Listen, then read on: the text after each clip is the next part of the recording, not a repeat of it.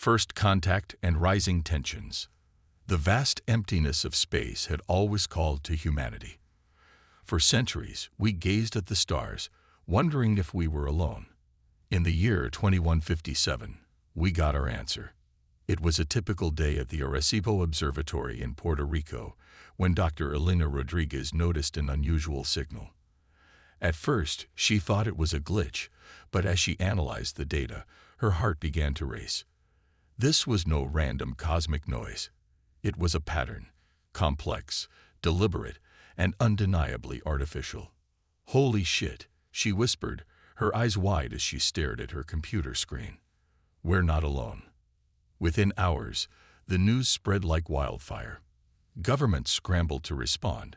Scientists worked around the clock to decode the message, and the public alternated between excitement and fear.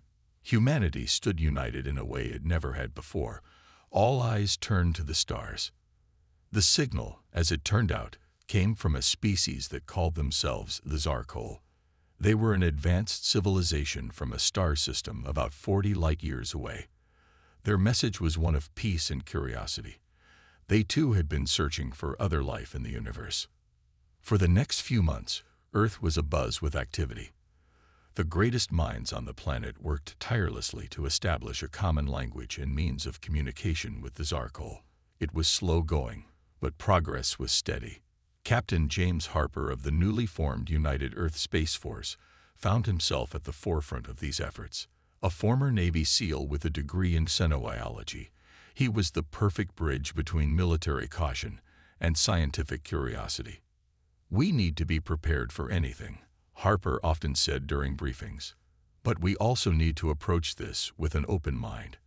This could be the greatest opportunity in human history." Finally, after months of preparation, the day arrived for the first face-to-face meeting.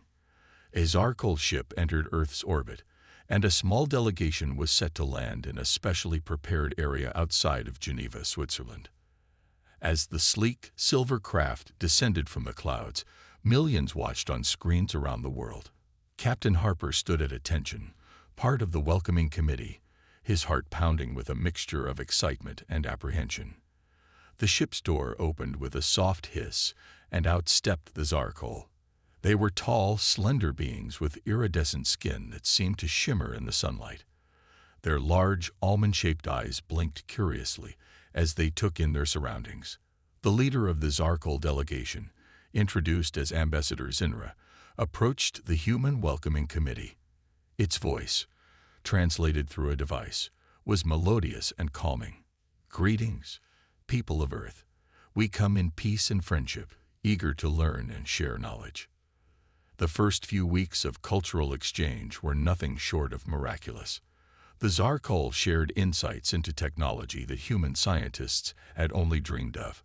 Advanced propulsion systems, energy sources that could solve Earth's power problems, and medical techniques that could cure diseases thought incurable. In return, humanity shared its art, music, and literature. The Zarkol seemed particularly fascinated by human emotions and creativity, concepts that were somewhat foreign to their logical, orderly society. However, as the initial excitement began to wane, cracks started to appear in the relationship. Cultural misunderstandings led to tensions. The Zarkol's rigid social structure and their belief in their own superiority began to grate on many humans.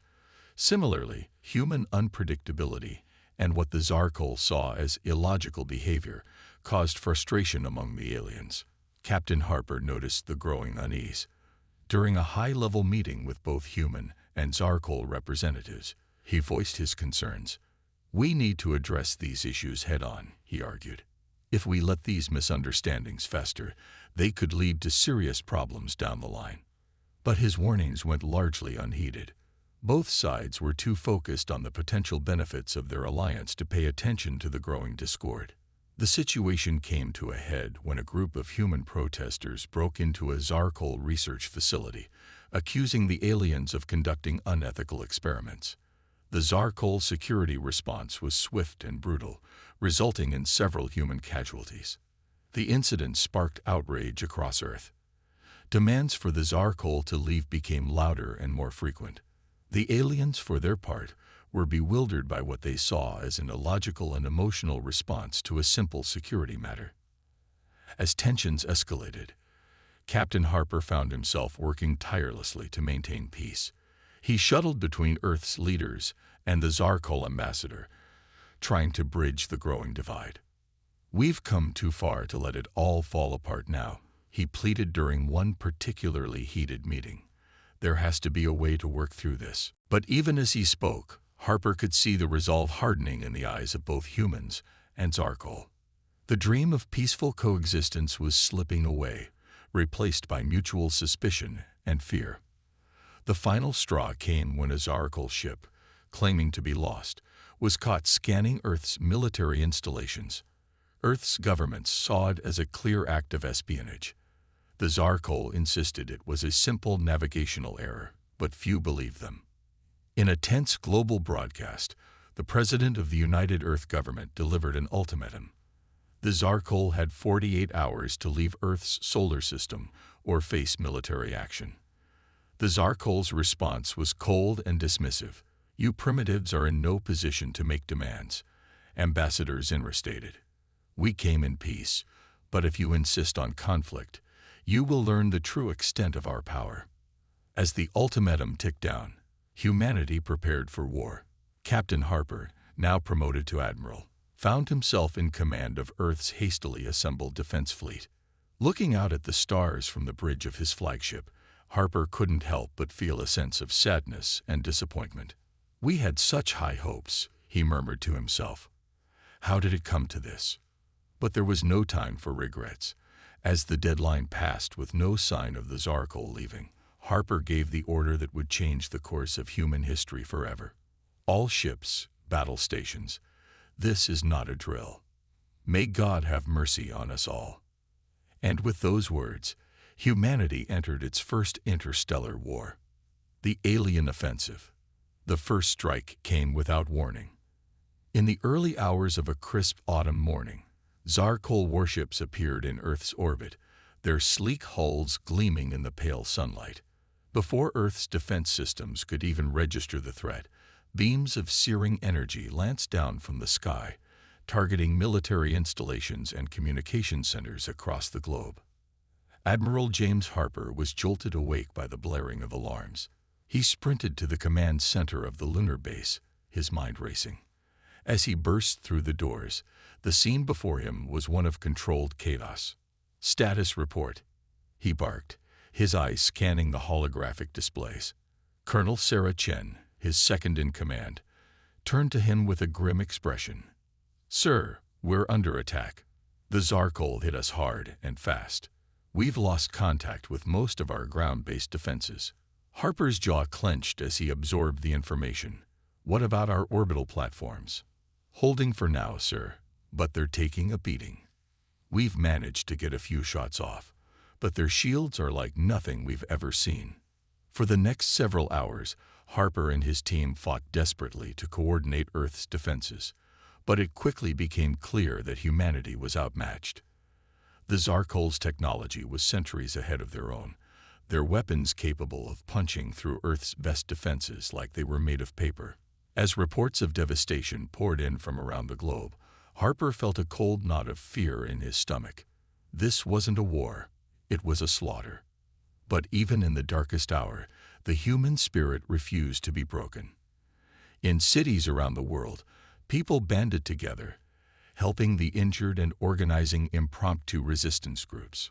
Scientists worked around the clock, analyzing Zarkol technology and searching for weaknesses.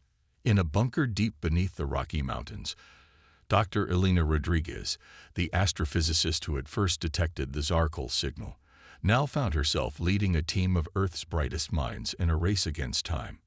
"We need to think outside the box," she told her team, her eyes blazing with determination. "They may have better tech, but we have something they don't: human ingenuity. We've faced impossible odds before and survived. We'll do it again."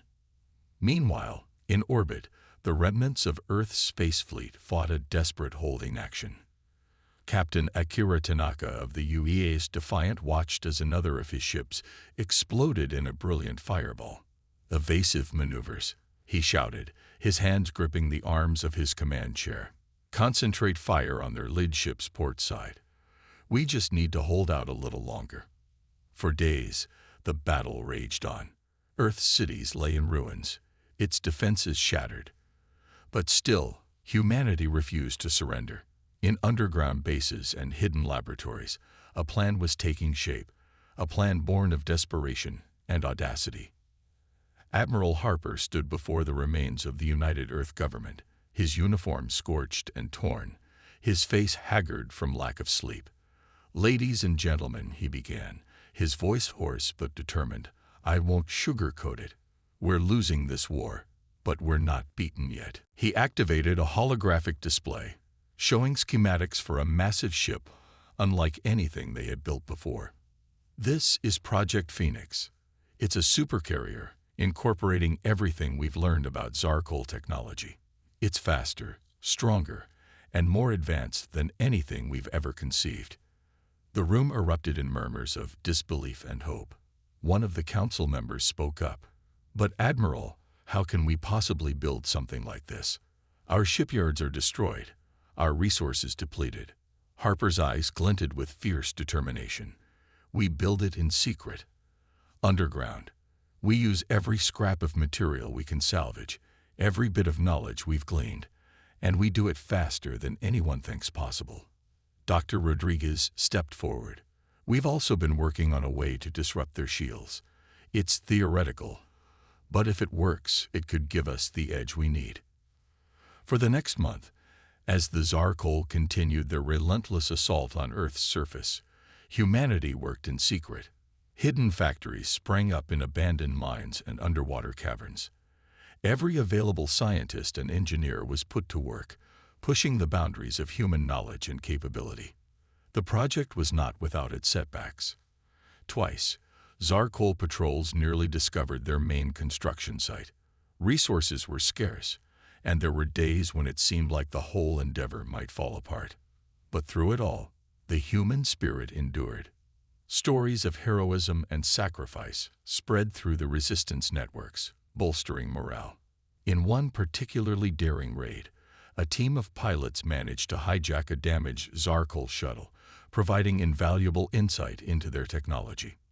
Finally, after weeks of round-the-clock work, the first supercarrier was ready. Named the UES Phoenix, it was a marvel of human engineering and alien technology. Sleek and powerful, it represented humanity's last, best hope. As the Phoenix rose from its hidden berth, cloaked from Zarkol sensors, Admiral Harper addressed the crew from the bridge. "Men and women of Earth, I won't lie to you. What we're about to do is dangerous. We're outnumbered and outgunned. But on this ship, we carry the hopes and dreams of our entire species. We fight not just for our own survival, but for the right of humanity to forge its own destiny among the stars." He paused, looking at each crew member in turn. "No matter what happens next, know this: you are the best humanity has to offer. And together, we will show the Zarkol and the universe what it truly means to be human." With that, the UES Phoenix engaged its engines, streaking towards the Zarkol fleet in orbit. As they approached, Harper gave the order that would change the course of the war. "All hands, battle stations. Prepare to engage the enemy. For Earth." The supercarrier dropped its cloak, its advanced weapons systems powering up. The Zarkol ships, caught by surprise, scrambled to respond. But for the first time since the war began, it was the aliens who found themselves outmatched. The battle for Earth's future had begun, and humanity was ready to fight. Unveiling the supercarriers, the UES Phoenix streaked through space, its sleek form a blur against the star-studded backdrop. On the bridge, Admiral Harper watched as the massive Zarkol fleet grew larger on the view screen. His heart raced, but his voice was steady as he gave the command. "Activate the shield disruptors. All weapons, prepare to fire on my mark." Dr. Rodriguez, who had insisted on being present for this crucial moment, worked feverishly at her console. "Shield disruptors at full power, Admiral. It's now or never." The Zarkol fleet, initially caught off guard by the sudden appearance of the unknown ship, quickly moved to engage, their energy weapons charged, preparing to unleash the same devastating firepower that had laid waste to Earth's defenses. But this time, something was different. As the alien beams lanced out towards the Phoenix, they seemed to waver and disperse, their energy dissipating harmlessly against the Supercarriers' advanced shields. It worked, Dr. Rodriguez exclaimed, her eyes wide with a mixture of relief and excitement. Their weapons are ineffective. Harper allowed himself a small smile. Excellent work, Doctor. Now it's our turn. All batteries, fire at will. The Phoenix's weapons blazed to life, unleashing a barrage of energy that the Zarkol had never encountered before. Beams of concentrated particles, gravity distortion torpedoes, and swarms of self-guided nanomicelles streaked towards the alien ships. The result was devastating. Zarkol shields flickered and failed under the onslaught. Hull plating, once thought impenetrable, crumpled and tore. Ship after ship erupted in silent explosions, scattering debris across the void. On the Zarkol command ship, Supreme Commander Zenthal watched in disbelief as his fleet was decimated. Impossible, he muttered, his normally composed demeanor cracking. How could these primitives have developed such technology? But the Phoenix was just the beginning. As the battle raged in orbit, more supercarriers emerged from hidden bases around the solar system. The UEA's Thunderchild, Excalibur, and Nemesis joined the fray, each equipped with the same advanced technology as the Phoenix. The tide of battle shifted dramatically. For the first time since the war began, the Zarkol found themselves on the defensive. Their tactics, so effective against Earth's earlier defenses, proved useless against the supercarriers' adaptive shields and unpredictable attack patterns. Admiral Harper coordinated the assault from the Phoenix, his tactical genius finally given the tools it needed to shine. Thunderchild, flank their left. Excalibur, target their command ship. Nemesis, mop up any stragglers trying to escape. The human fleet moved with a synchronicity that belied their short time together, executing complex maneuvers that kept the Zarkol off balance and reeling. As the battle progressed, Harper noticed something curious. They're not adapting, he mused aloud. Their tactics haven't changed since we engaged. Dr. Rodriguez, who had been analyzing the Zarkol communications they'd managed to intercept, offered an explanation. It seems their entire military structure is highly centralized. They rely on their command ship for tactical decisions. Without clear orders, the rest of the fleet doesn't know how to respond to our attack. Harper's eyes glinted with newfound understanding. Then that's our key. All ships, concentrate fire on the Zarkol command vessel. Let's cut off the head of the snake. The 4 supercarriers turned their combined firepower on the massive Zarkol flagship. Despite its size and heavy defenses, it couldn't withstand the concentrated assault. In a spectacular explosion that lit up Earth's orbit, the command ship was destroyed. The effect on the remaining Zarkol forces was immediate and dramatic. Without central coordination, their formation fell apart. Some ships continued to fight, but many others began to retreat, jumping to faster-than-light travel as soon as they cleared the gravity well. As the last of the Zarkol ships disappeared from sensors, a stunned silence fell over the bridge of the Phoenix. Then, slowly, realization dawned. Cheers erupted, spreading from ship to ship as the news traveled. They had won. Against all odds, humanity had prevailed. Admiral Harper allowed his crew a moment of celebration before calling for order. "This is a great victory," he announced, his voice carrying to all 4 supercarriers. "But the war isn't over yet. The Zarkol will be back, and next time, they'll be prepared for our technology." He turned to Dr. Rodriguez. "We need to push our advantage. Can we track where those ships jumped to?" The scientist nodded, already working at her console. "Yes, Admiral. We've learned enough about their FTL technology to follow their wake. We can be ready to pursue within the hour." Harper nodded grimly. "Good, because now we take the fight to them. We'll show the Zarkol that humanity is not to be trifled with." As the supercarrier fleet prepared for their first faster-than-light jump, Harper couldn't help but feel a sense of pride. Humanity had faced extinction and emerged stronger than ever. They had taken alien technology and, in true human fashion, improved upon it in ways its original creators never imagined. The stars beckoned, and for the first time, humanity was ready to answer on equal footing. The next phase of the war was about to begin, and with it, a new chapter in human history. All ships prepare for FTL jump, Harper commanded. Let's remind the galaxy why you should never underestimate the human spirit. With a flash of light, the supercarriers vanished, carrying with them the hopes and determination of all humanity. The war was far from over, but one thing was certain. The Zarkol were about to learn the true meaning of humanity. Yeah. The final push. The vast expanse of space warped and shimmered as the human supercarrier fleet dropped out of FTL. Admiral Harper stood on the bridge of the Phoenix, his eyes fixed on the alien world that filled the view screen. Zarkol Prime, the heart of the enemy empire. Status report, Harper ordered, his voice calm despite the tension that filled the air. Captain Yuki Tanaka of the UES Thunderchild responded first. Sir, we've arrived at the coordinates as planned. No sign that we've been detected yet. Good, Harper nodded. Dr. Rodriguez, what can you tell us about their defenses? The scientist studied her readings intently. They're formidable, Admiral. Multiple orbital platforms, a sizable fleet in high orbit, and what appears to be a planetary shield. But, she paused, a small smile playing on her lips.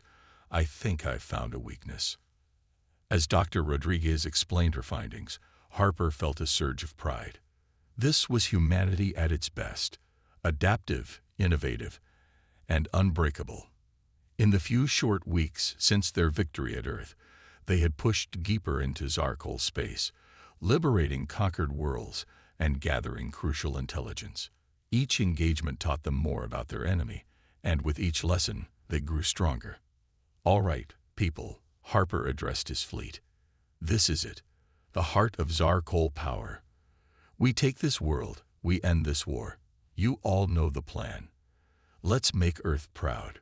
The human fleet sprang into action with practiced precision. The Excalibur and Nemesis peeled off, engaging the orbital defenses with a ferocious barrage of fire. Their advanced weapons, continuously improved since the Battle of Earth, tore through the Zarkol shields like they were tissue paper. Meanwhile, the Phoenix and Thunderchild pushed towards the planet, drawing the attention of the Zarkol fleet. As the enemy ships approached, Harper couldn't help but notice their movements seemed sluggish, uncoordinated. They still haven't adapted to decentralized command, he realized aloud. Press the advantage. Don't let them regroup. The battle in space was fierce but one-sided. Human ships danced between enemy fire, their adaptive shields shrugging off hits that would have vaporized them mere months ago. In contrast, the Zarkol ships fell one by one, their rigid tactics no match for the fluid, unpredictable style of human combat. As the last Zarkol capital ship erupted in a silent explosion, Harper turned his attention to the planet below. Dr. Rodriguez, are you ready? The scientist nodded, her fingers flying over her console. Ready, Admiral. Initiating planetary shield disruption. Now. A beam of concentrated energy shot from the Phoenix, striking the ionosphere of Zarkol Prime.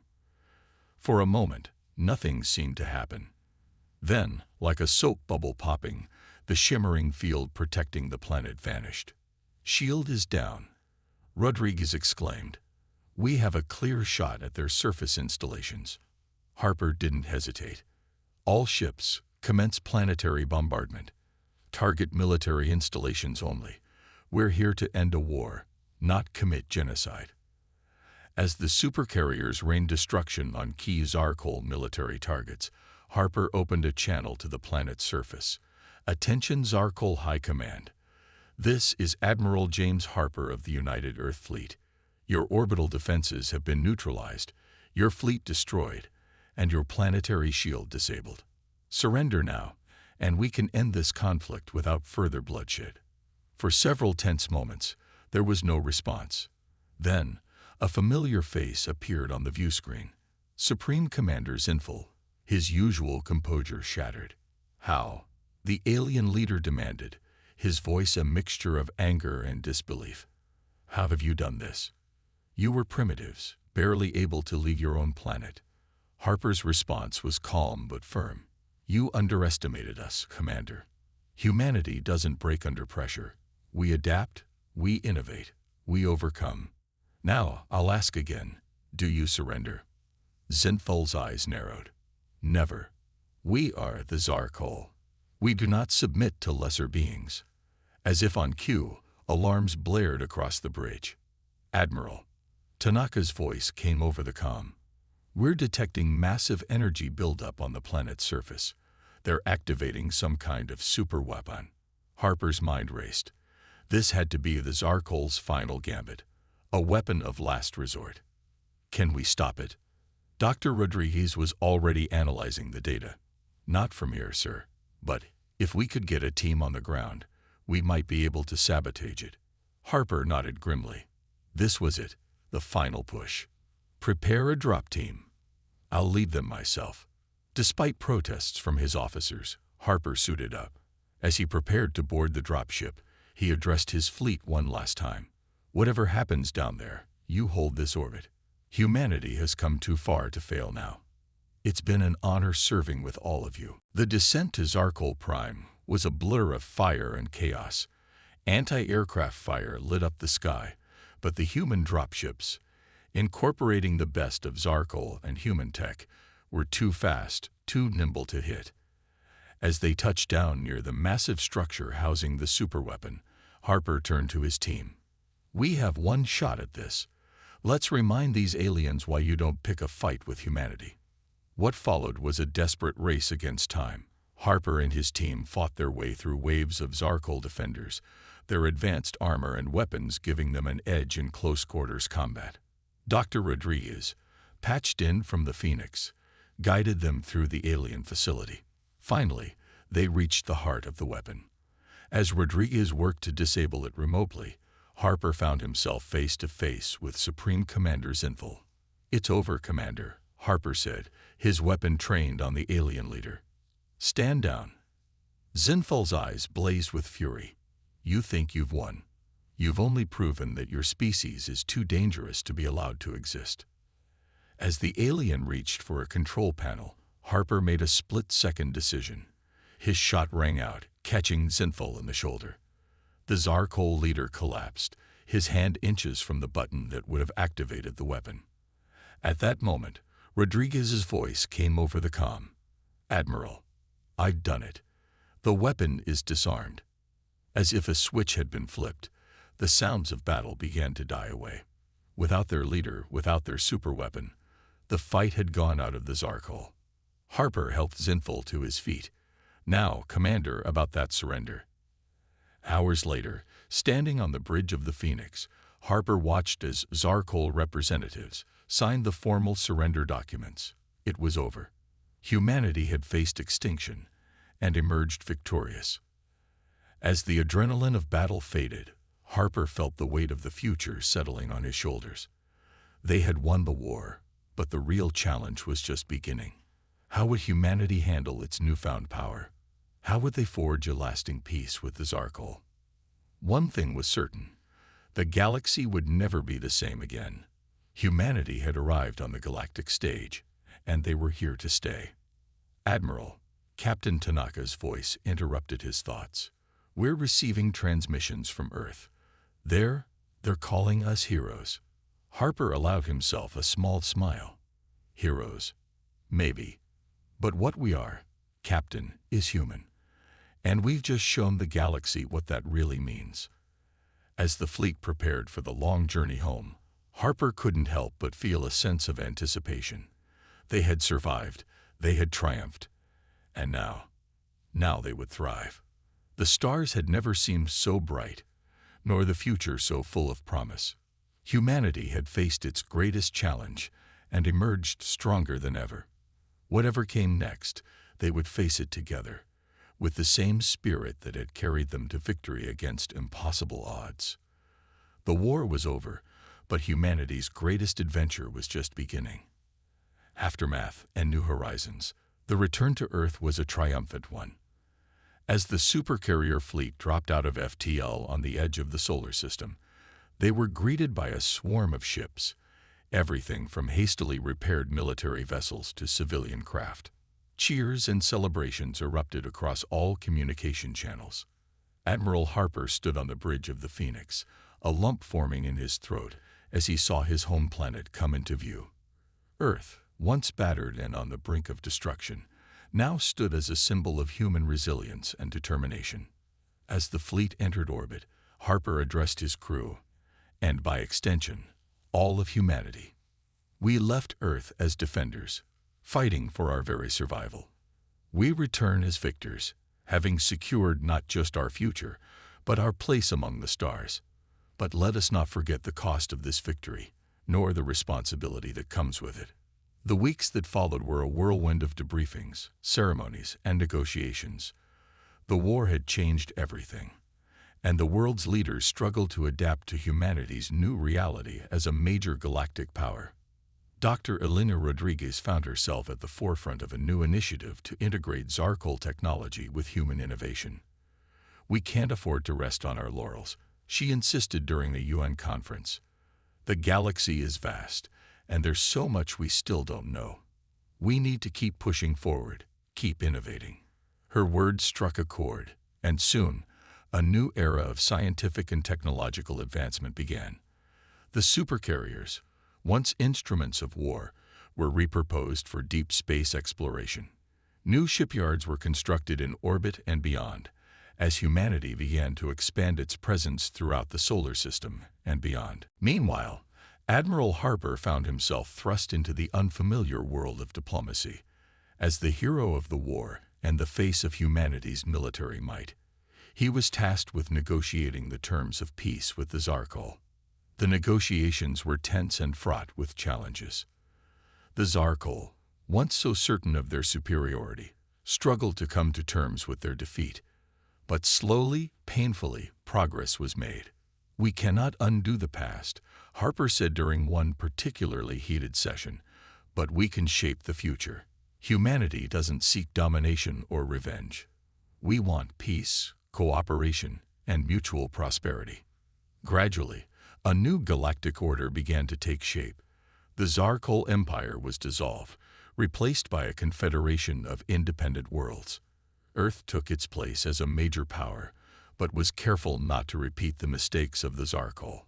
Instead of imposing their will on others, humanity positioned itself as a mediator and peacekeeper. 5 years after the end of the war, Harper stood on the observation deck of Unity Station, a massive space habitat orbiting Jupiter. Beside him stood Zinfel, the former supreme commander of the Zarkol, now serving as an ambassador for his people. "I never thought I'd see this day," Zinfel mused, watching as ships from a dozen different species docked at the station. "Our peoples working together, exploring the stars side by side." Harper nodded, a small smile on his face. "It wasn't an easy road, but we got here. Together." As they talked, a fleet of ships caught Harper's eye. The new deep space explorers, led by the UES Horizon, were preparing to embark on their maiden voyage beyond known space. Dr. Rodriguez, now director of the Galactic Science Initiative, approached them. "Admiral, Ambassador," she greeted them warmly. "Are you ready to make history again?" Harper raised an eyebrow. "Oh, what did you have in mind, Elena?" She grinned, her eyes sparkling with excitement. "We've detected an anomaly, about 1,000 light-years from here. It doesn't match anything in our combined databases. We think it might be a sign of a new form of life, maybe even a new civilization." Zinfel's eyes widened. Truly, after all this time, there could be others out there. Harper felt a familiar surge of anticipation, the same feeling he had when he first took command of the Phoenix, when humanity first struck back against overwhelming odds. The thrill of facing the unknown, of pushing beyond boundaries. "Well then," he said, straightening his uniform, "I suppose we'd better go introduce ourselves. Wouldn't want to keep our new neighbors waiting." As they made their way to the horizon, Harper couldn't help but reflect on how far they'd come. From a species on the brink of extinction to leaders of a galactic community, they had faced their greatest challenge and emerged stronger, wiser, and more united than ever before. The war had taught humanity valuable lessons about their own strength, the importance of unity, and the dangers of arrogance and complacency. Now, as they prepared to venture into the unknown once again, Harper felt confident that whatever challenges lay ahead, humanity would face them with courage, innovation, and an unwavering spirit. As the Horizon's engines flared to life, carrying them towards new adventures and unknown horizons, Harper smiled. The stars had once seemed distant and unreachable. Now, they were humanity's playground, full of endless possibilities and untold wonders waiting to be discovered. The war was over, but humanity's greatest adventure was just beginning. And this time, they were ready for whatever the universe might throw at them. After all, they were human, and as they had proven time and time again, that was the greatest strength of all.